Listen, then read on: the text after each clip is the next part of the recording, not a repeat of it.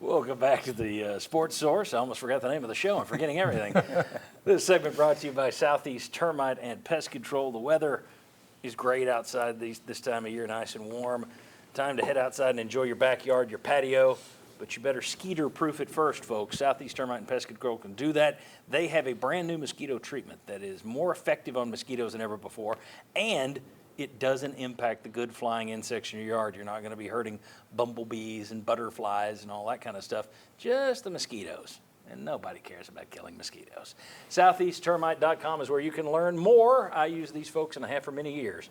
Get in touch with them this week. All right. Tennessee beat Florida last year. Billy Napier has gotten off to a rough start in Gainesville, and their quarterback situation appears to be less than ideal. Most fans I've heard from are focused on Alabama, Georgia, maybe Texas A&M. That's about it. I haven't heard many people saying, okay, that road trip to Florida kind of scares me. It's almost like, we exorcised that demon, it's gone. And the problem is they made an Exorcist Part 2, an Exorcist Part 3. So I ask you, Josh, are people underestimating Florida, or is it so bad down there that, you should go down there and just wipe the field with them? Well, shout out to Chuck here. I do think that fans are... You're going to Cavaliers this? Yeah. I do think fans are overlooking Florida, but probably because they should. Because that offense and the quarterback situation looks dire. And what is the formula for Tennessee to just blow an opponent out if you don't have an offense that can keep up? And last year, Billy Napier's plan almost worked because they had a shot late. Now, 38-33 was the final. Yeah, it involved costly risks along the way, but he was taking those risks with, while not a perfect quarterback, a top 10 pick in the NFL draft quarterback.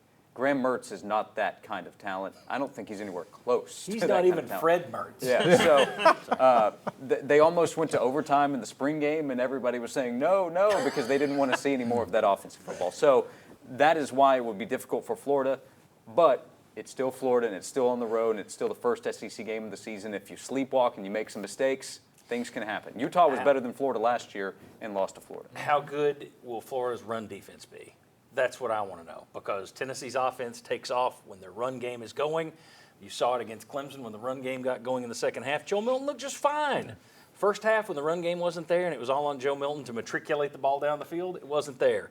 His first big SEC road start, if Florida shuts down your run, I'm concerned. That's what, more so than their offense. I'm more worried about their run defense. Can they slow you down and put it all on Joe Milton? That would worry me. Are people underestimating, or no, that Florida's a joke? I'm also going to Cavaliers this because, for one, I'm not allowing this. For one. Well, it's two thoughts. So for one, I think in general you should just hammer them. I think right now Billy Napier is dealing with the reason that got Dan Mullen fired, which was, can you recruit at an elite level? And you have a lot of evidence that says no. And they've fixed some stuff with the portal, but the Florida roster is not in good shape right now.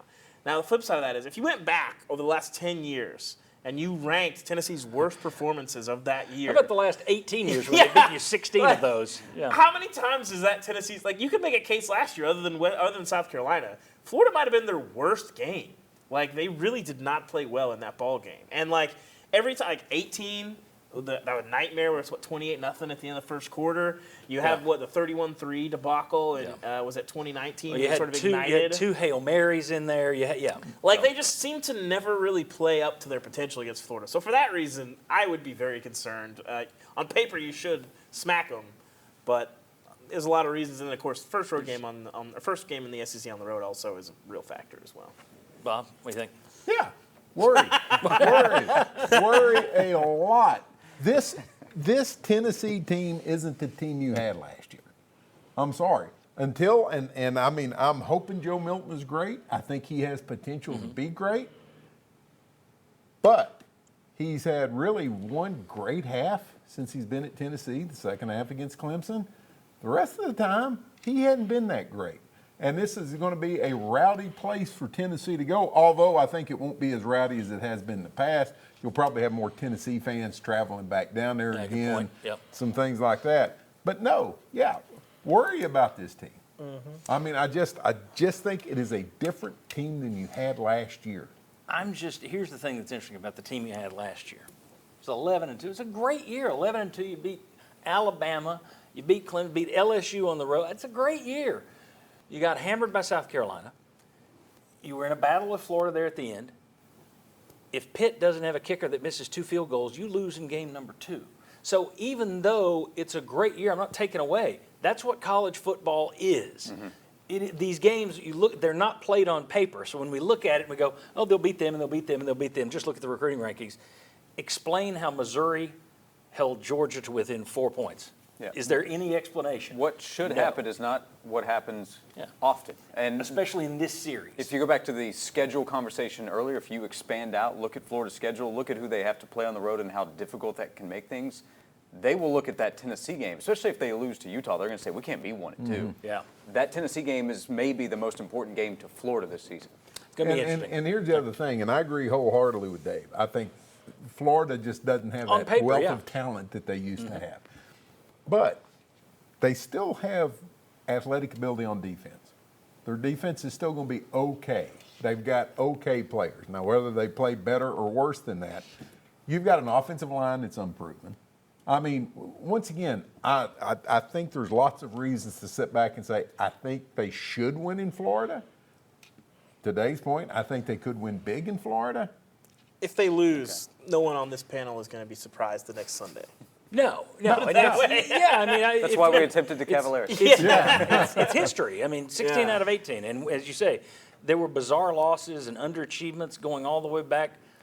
Fulmer, Dooley. Yes. I mean, you could go on down the line. The way we all praised Lane Kiffin, and all he did was take the air out of the ball so they didn't beat him that bad. And everybody's like, what a genius coach he is. So that's where it was born. All right. When we come back, we're going to talk about Tennessee's non-conference slate. We still got to talk about a streak that they can break with Alabama and Florida. We got to talk about the Georgia game. We got to talk about a bunch of big SEC games. But next, the non-conference slate. If fans, as we discussed earlier, are cool with just going to see anything, and they proved that last year by buying tickets to UT Martin and Akron, why should Danny White schedule hard? Just take your 4 bought wins and be happy. We'll discuss that next. Come on back.